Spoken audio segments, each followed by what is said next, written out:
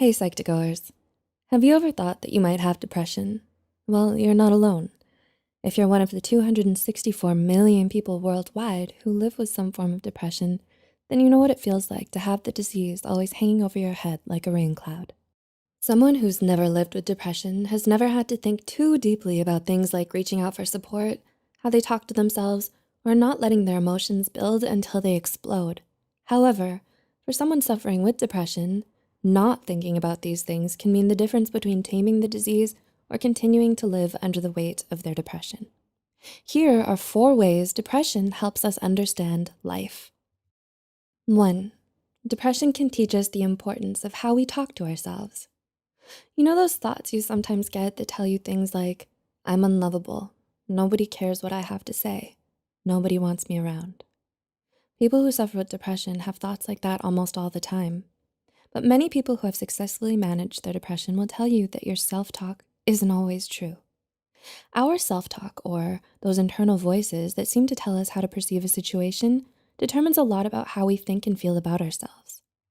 If you're not aware of these thoughts, you'll unconsciously accept whatever you repeatedly think about yourself as reality. What are some things you often tell yourself about yourself?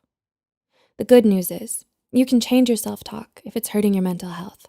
Techniques such as reality testing, reframing, and looking for alternate explanations when we come across a feeling or situation that triggers our depression can go a long way towards making our self-talk healthier. 2. Depression teaches us that it's better out than in when it comes to our emotions. People bottle up their emotions for many reasons. Maybe they don't think anyone cares about how they feel, or they think it's just not appropriate to express right then. Maybe their culture isn't big on expressing emotion, or maybe they don't want to be seen as negative. Whatever the reason, bottling up your emotions can be downright dangerous for someone suffering with depression. Why, you may ask? Well, any emotion you don't express only gets stronger. All of our emotions are trying to tell us something. Think of your emotions as alarms for your mind and body. Happiness tells us that our basic needs are being met.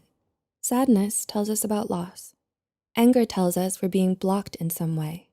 Fear and anxiety are meant to give us cues about our safety. When we ignore these feelings, they not only fester, but come out in other ways. Bottling up your emotions also makes asking for help even harder. Depression feeds on isolation. Suppressing your emotions often makes you feel more alone, which can make your depression worse. This puts more of a wall between you and those people who love you and want to help. 3. Depression can teach us how to be more present in our daily lives. Depression changes the way we connect with others. When we're dealing with depression, we often focus on what we could have, should have, would have done or said. Coupled with the other symptoms of depression, it's no wonder why this disorder is so draining. This can keep many people who suffer from depression from living in the present, which can make them appear self-absorbed or overly self-conscious. Heck, even people without depression can get distracted by the stresses of daily life.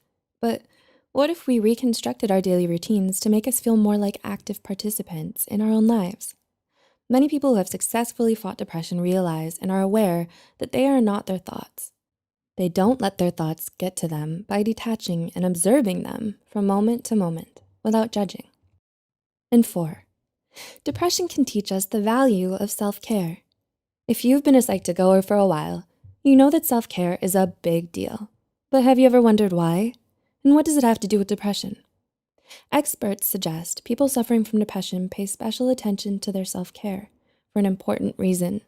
The overwhelming, heavy nature of depression makes it difficult to find the energy to do the self-care we know and need. Making time for self-care becomes super crucial because if you do a self-care habit long enough, you'll create a healthier thought pattern. This will help you counter the negative habits depression makes you think are normal.